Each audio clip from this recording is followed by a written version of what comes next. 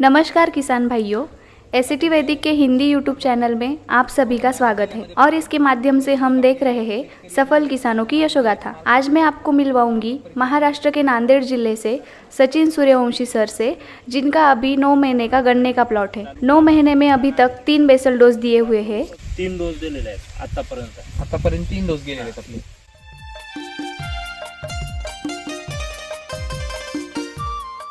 हर एक पेरे में 20 से 25 इतनी गन्ने की फुटने की संख्या है। काही ठिकाणी 20, 25 फुटवे आहे।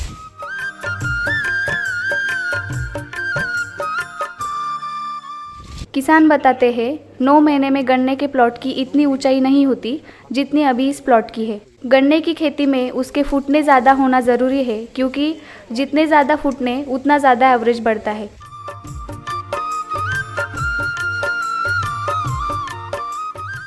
इस प्लॉट में देखा जाए तो एक पेरे में 20 फुटने मतलब 20 किलो माल अगर मिलेगा तो ऐसे पूरे 1 एकड़ में 80 टन से भी ज़्यादा एवरेज मिलेगा। किसान भाइयों, फुटने ज़्यादा निकलना ये मुश्किल नहीं है, लेकिन वह हर एक फुटना आखिरी समय तक मतलब पूरी तरह से गन्ना डेवलप होना यह बड़ी समस्या है।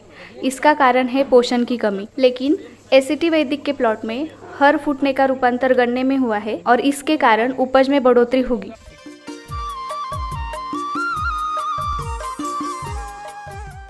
सर जी ने सिर्फ 3 बेसल डोज का इस्तेमाल किया है, जिसमें उन्होंने 7 बैग कृषि अमृत और 2 पैकेट आर्यन पीएच के डाले हुए हैं।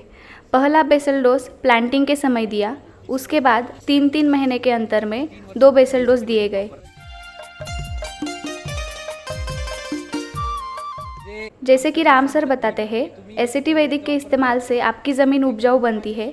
ठीक वैसे ही 3 साल लगातार इस्तेमाल की वजह से इस साल 12 बैग की जगह 7 ही बैग कृषि अमृत का इस्तेमाल किया है। आर्यन पीएच प्रति एकड़ 3 किलो इतना ज़रूरी है, लेकिन इस साल उन्होंने सिर्फ 1200 ग्राम इतना ही इस्तेमाल किया है। किसान बताते हैं अगर पूरा 3 किलो आर्यन पीएच का इस्तेमाल होता तो अभी 100 टन तक एवरेज मिला होता।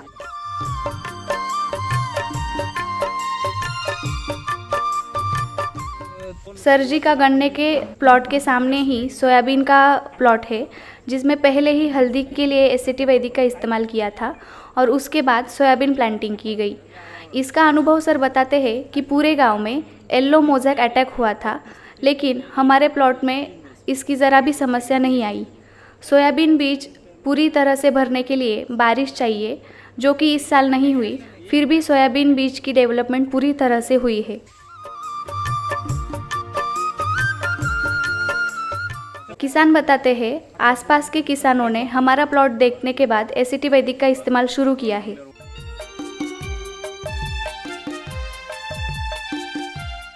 सर बताते हैं हमारे एरिया में केमिकल खेती करने वाले किसानों को 40 से 50 टन तक का एवरेज मिलता है। मुझे पिछले साल एसटी वैदिक का इस्तेमाल करके 65 टन इतना एवरेज मिला था।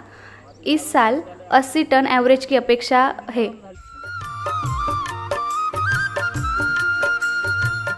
केमिकल में 15 से 20 हज़ार रुपये खर्चा करके 30 से 40 टन तक उत्पादन मिलता था। एसटी वैदिक में 15 से 20 हज़ार खर्चा करके एवरेज 40 से 80 टन तक बढ़ गया है। मतलब खर्चा उतना ही और उत्पादन बढ़ रहा है।